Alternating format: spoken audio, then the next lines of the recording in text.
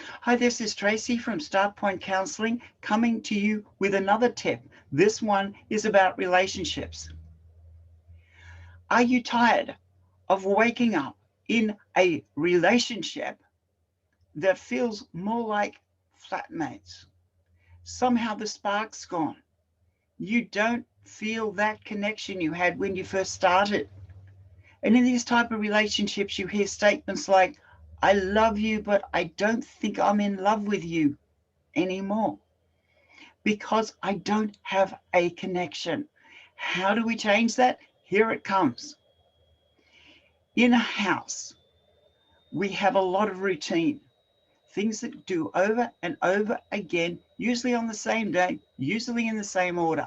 The brain is very clever. It says, let's take some of the processing power away from the thinking part of your brain and automate this thing. And so we end up with these routines that run on autopilot. A great example of a routine that runs on autopilot is driving a car. When you first learnt to drive a car, it was somewhat overwhelming. There was so much to remember, and you think, am I ever going to get this together enough for me to pass my driving test? Well, if you're driving today, hopefully you did pass that driving test.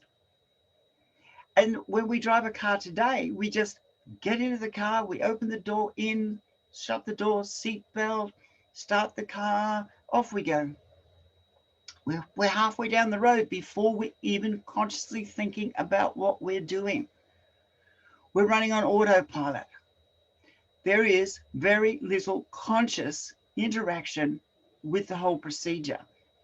And this is what happens at home when you're living in a highly routine place. So much gets automated that there is very little conscious involvement in the house.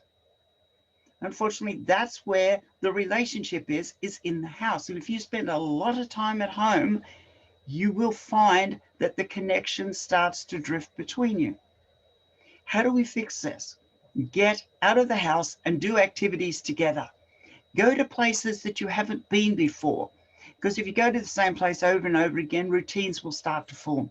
Go to places you haven't been before. That means you have to consciously think about what's going on around you, and you will start to consciously interact with each other. It will improve the quality of your interaction. It will improve the connection. It's like going on the first dates again. This has been a great relationship tip, a romantic relationship tip, but there are other relationships that benefit from this as well. You have to be in an environment where you are consciously aware of what's going on to build connections.